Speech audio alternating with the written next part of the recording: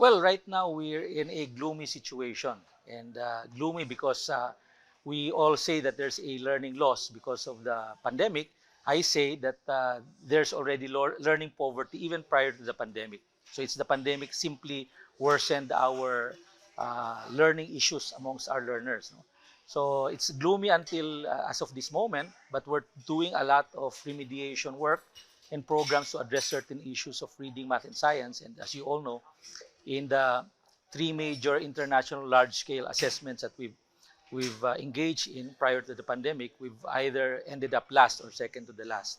And this is, to my extent, if I can term it, we are already in an education crisis because prior to this happening right now, we're always in the upper echelon in world in rankings in terms of education of our citizenry. So gloomy in 2023, but we're still hopeful that we can reverse the trend, the declining trend in Philippine education. Well, first of all, we have to ensure that learners learn. And for learners to learn, teachers must also teach. So we're going back to basics. In fact, what is important right now is we're listening to the calls of our stakeholders, the parents, the teachers, and even the students themselves.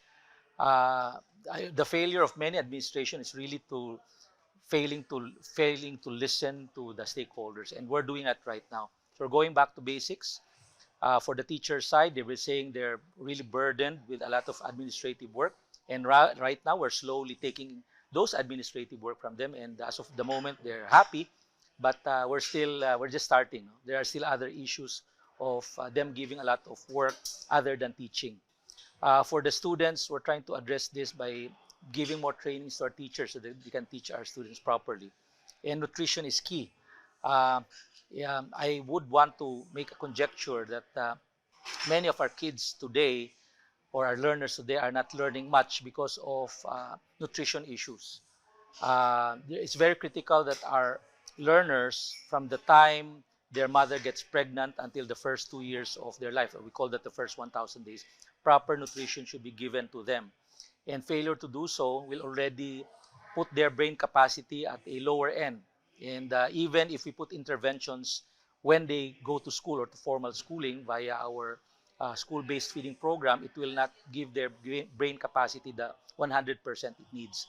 So I would like to focus on going back to the foundation of making sure that learners have the capacity to learn by ensuring proper nutrition in the first 1,000 days. That's a very tough task because there's no funding, much funding. And second, we really have to really go house to house to identify those who are pregnant and those who are in their first 2 years of life for the kids or the learners. And more importantly, of course, these are all poverty issues. It has to. That's why here we have to have a whole nation approach. All the entire society, all the Philippine society should be on board. And I will always say that all hands on deck. Even our development partners such as USAID, the World Bank, UNICEF has already been communicated on these concerns, and they're more than willing to help us.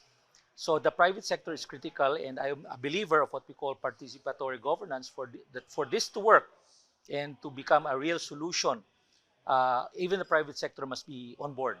Right now, what is critical is ensuring that our graduates of the K-12 program becomes employable, and critical to this is revising our K-11 and 12 at the moment to adapt to the demands of industry and business.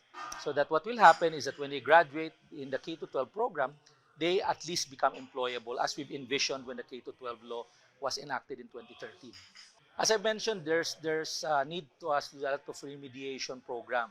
So Vice President and Secretary Sara Duterte directed for us to already institute a national reading program, eventually a national math program. And to be able to support this, we must have tutors. So tutoring is very key in remediation, just as what other countries have been doing during after the pandemic. There was a lot of tutoring. However, it's different in the Philippines because we are one of the few countries in the world which totally closed our basic education system for 2 years. So tutors or a bigger number of tutors may be involved here. And best estimates, even without the budget yet, I would estimate that we need 25 billion pesos a year for 3 years just to do continuous tutoring. And we're looking at grades 2, 3, 4, and 5. to be tutored, and hopefully while they being tutored for purposes of remediation, we are able to already to reverse and do a better foundation for K 1, 2, and 3. Again, moving forward so that we revise and reform, and then at the same time remediate.